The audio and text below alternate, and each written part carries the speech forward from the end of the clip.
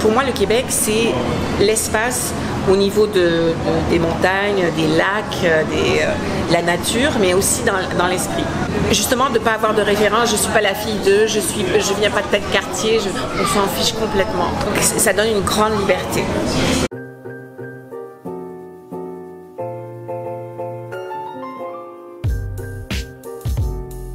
Mon nom est Cécile Lazartique-Chartier, j'habite à Montréal depuis presque 23 ans. Je suis consultante en interculturel.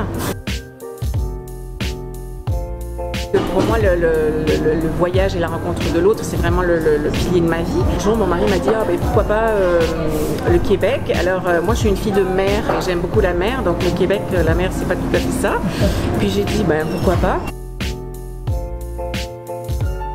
C'était pour un an, ça s'est transformé en 3 ans et voilà. Après les choses changent, on s'intègre, on commence des racines et la France auquel je suis très très très attachée a aussi changé. Puis moi j'ai changé. Et comme je dis aux gens, si l'Eldorado existait, on le saurait, et 2, quand la mariée est trop belle, c'est qu'elle est trop belle. Alors la qualité de vie, c'est indéniable sur les horaires. On ne fait pas de présentéisme au Québec. Ça c'est absolument extraordinaire. Je veux dire, même quand on est cadre supérieur, on est à 7h30, on n'est pas au bureau, sauf charrette qui peut exister dans certains projets. Mais je veux dire, de façon normale, on sort du boulot à 5h30, max. Non, pas du tout, puisque tout le monde est pareil. Ici, oui, c'est très valorisé l'entrepreneuriat, le travail, etc. Mais je veux dire, à 6h, tout le monde est parti.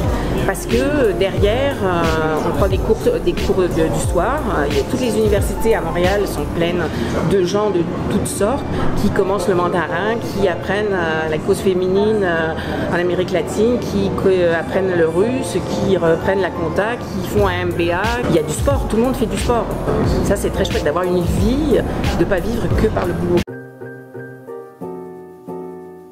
Ici, on est en Amérique du Nord. Si vous lancez une start-up qui se plante au bout de 2 ans et que vous avez fait faillite personnelle, c'est pas loser à vie. Et de dire, ok, cette idée était géniale, qu'est-ce qu'on en fait? Qu'est-ce que tu en as retiré de cette aventure négative? La prochaine idée, tu vas capitaliser là-dessus. En France, avant d'avoir une idée, on dira, si c'était une bonne idée, quelqu'un l'aurait déjà eu, je te donne 6 mois pour faire faillite, tu vas perdre ton mariage. Ça ne veut pas dire que c'est facile, ça ne veut pas dire que ça va se faire, mais il y a de l'espace. Un truc très différent de la France, par exemple, c'est la hiérarchie. On est moins dans cette hiérarchie, ces castes sociales de la vieille Europe ou de quelle famille vous êtes, de quelle école vous êtes. Ah, vous avez une particule, vous en avez pas. Hop, tout de suite, on est dans une case.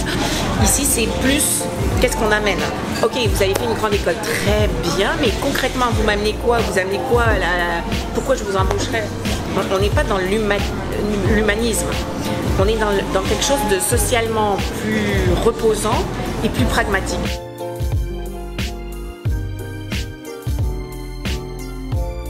Et je pense que la chose la plus difficile pour les Français qui arrivent, c'est que c'est pas l'Eldorado, et ce qui est positif a sa part d'ombre, comme en France. C'est le capitalisme, c'est-à-dire on te prend, on t'utilise, si tu fais plus l'affaire demain, c'est ciao. Il ne faut pas le prendre personnel, mais ça veut dire aussi que si vous trouvez quelque chose qui vous correspond mieux ou qui est une autre opportunité, vous pouvez dire merci beaucoup, au revoir, et planter les gens là et repartir. L'État-providence est fantastique, et la part d'ombre, c'est que ça coupe une certaine initiative. Donc c'est pas de critiquer, c'est de voir qu'il y a toujours le pendant, le côté lumineux et le côté moins lumineux. Ce que j'avais aimé de Montréal il y a 23 ans, c'est que dans les supermarchés, déjà à l'époque, il y avait des gens de toutes les couleurs qui parlaient des langues, je ne savais même pas où les mettre sur la carte. La bienveillance, on ne vous cherche pas des noises, on ne vous agresse pas. La chose qui est un défi pour moi, c'est la culture générale. Si on est en Amérique du Nord, donc nos référents, que ce soit la lecture, que ce soit le cinéma, etc., c'est vraiment d'ici. Ma fille aînée a une cousine qui a exactement le même âge qu'elle, vraiment, la même année.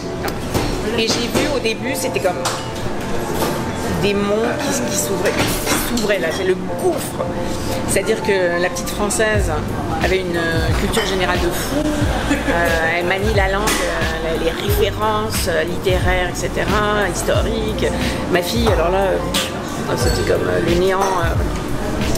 Je reprends, il faudra couper là, parce que ça c'est pas socialement acceptable. On n'était pas du tout là, dans cette dynamique-là, pour ma fille. À part que ma fille, à 5 ans, elle a fait son premier exposé oral devant toute la classe et qu'elle était...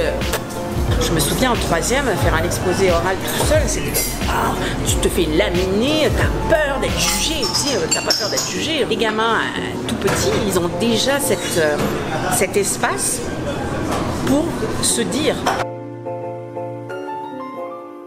Alors, le coût de la vie. Les postes de dépenses ne sont pas du tout les mêmes. Une bouteille de vin à 4 €, vous la trouvez à 16 $ ici. Alors, pour qui boit du vin, ça fait un méchant décalage horaire sur votre note. Donc vous allez vous mettre à boire de la bière, qui est excellente, avec des microbrasseries de fou. Tout ce qui est médical pour un Français, c'est vertigineux dans la mesure où l'hôpital est gratuit, mais les lunettes c'est payant 100%, les dents 100%. Il n'y a pas d'allocation, donc même si vous avez 3 enfants et un petit salaire, il n'y a pas d'allocation. Mais les loyers sont moins chers que dans certains endroits en France. À voir, parce que maintenant, avec l'immigration massive, dont les Français qui arrivent avec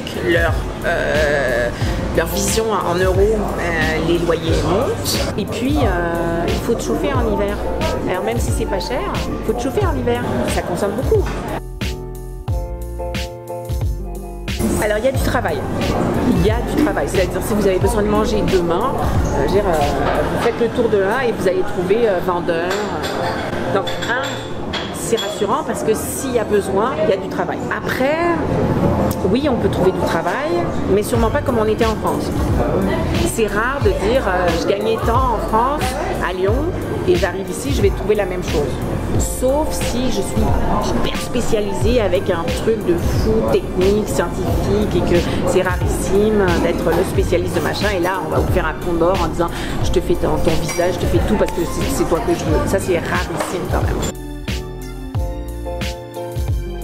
Je pense que quand je serai vieille, je ne veux pas vivre l'hiver trop long. Le temps des fêtes ici, c'est merveilleux, c'est magique, c'est fantastique. Janvier, c'est beau, mais c'est beau, ça un peu plus. Février, c'est chouette, c'est chouette. Mars, c'est déjà trop. Je me dis, quand je vais être une vieille mémette, toute rabougrie, et que j'aurai peur de tomber, que je vais être comme ça et tout, moi j'ai envie de sortir, d'aller voir mes potes, de prendre un café sur une terrasse. J'ai pas envie d'attendre 6 mois qu'il n'y ait plus de neige pour pouvoir sortir. La première chose, avant de partir, de se poser la réelle question pourquoi on veut partir. Il y a plein de gens qui repartent déçus, fâchés. Et je dis toujours, mais si vous êtes si fâchés, c'est qu'il y avait une attente démesurée. Qu'est-ce que vous étiez venu chercher ?